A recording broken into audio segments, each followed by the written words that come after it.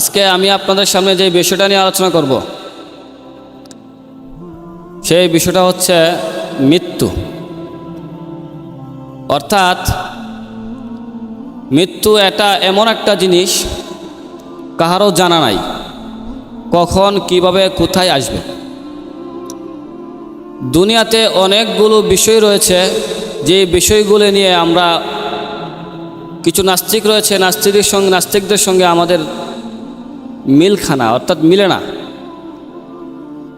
মতানৈক্য রয়েছে। যেমন মনে করেন সূর্যটা নিয়েও নাস্তিকদের অনেক সমস্যা। তারা মনে করে যে এই সূর্যটা আল্লাহর দেওয়া সৃষ্টি না। পৃথিবীটা নিয়েও তাদের মতানৈক্য রয়েছে যে এই পৃথিবীটা এটা আল্লাহর দেওয়া সৃষ্টি না। রাত থেকে দিন, দিন থেকে রাত হয়, এটাও তাদের একটা মতানৈক্য রয়েছে যে এটা নাকি অটু আল্লাহর দেওয়া সৃষ্টি, এগুলো না। এমনকি আমার রাসূলকে নিয়েও তাদের সমস্যা রয়েছে। যেমন আমার রাসূল বলেছে আনা খাতামান নবী লা নবিয়্যা বাদি, আমি সর্বশেষ নবী, আমার পর আর কোনো নবী আসবে না। অথচ নাস্তিক মার্কা টাইপের কিছু মানুষ বলে আমার রাসূল নাকি সর্বশেষ নবী না। এমনকি তাদের আল্লাহকে নিয়েও মতানৈক্য রয়েছে, আল্লাহকেও তারা বিশ্বাস করে না। কিন্তু একটা বিষয় নিয়ে সকলে একমত, নাস্তিক বলেন আর আস্তিক বলেন,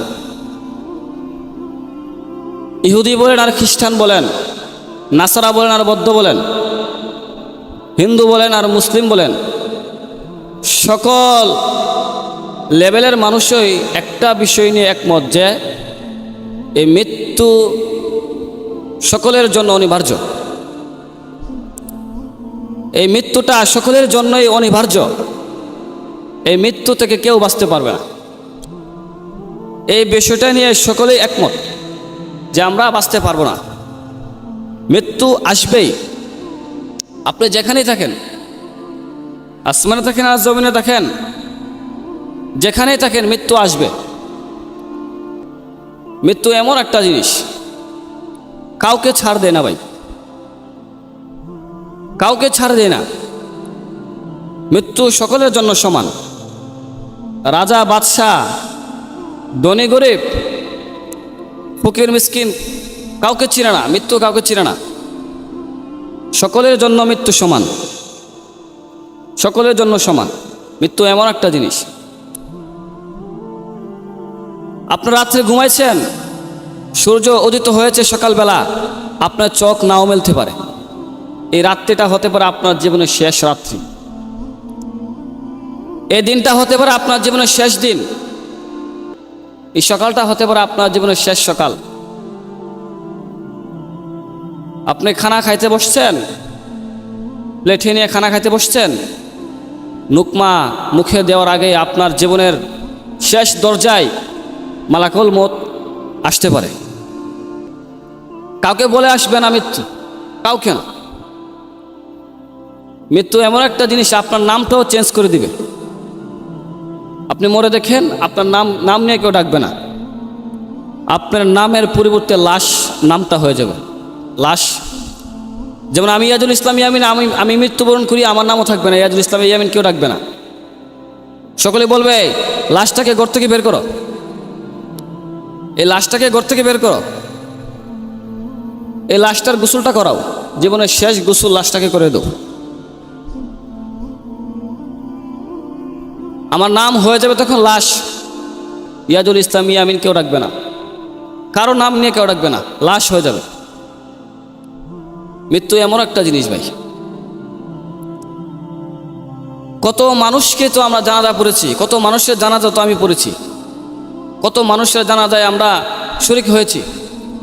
কখনো কি চিন্তা করেছেন আপনার আমার জানাজার জন্য মানুষ শরীক হবে, মানুষ আসবে?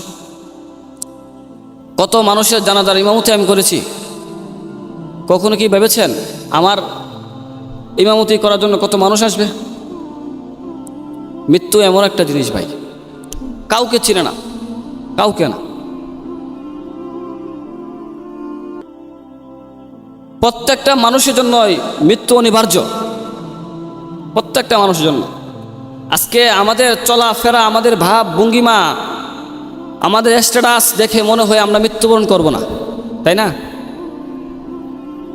আমরা মৃত্যুবরণ করব না।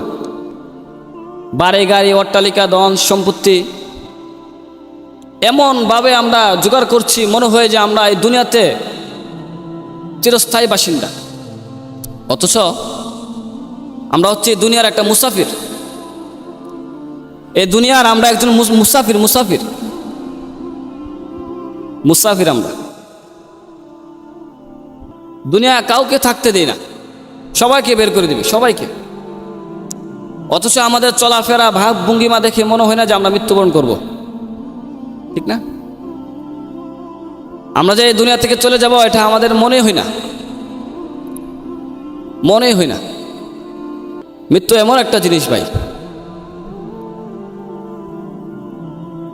কবর এমন একটা জিনিস, এমন একটা জায়গা, সেখানে কাউকে ছাড় দিবে না। আপনি রাজা বাদশার ছেলে হন আর কিংবা ফকির ইতিম মিসকিন গরিবের ছেলে হন, সবার জন্য সমান, কাউকে ছাড় দিবে না। এই কবর কাউকে ছাড় দিবে না। আপনি মৃত্যুবরণ করে দেখেন কি অবস্থা হয়। কবর এমন একটা জিনিস।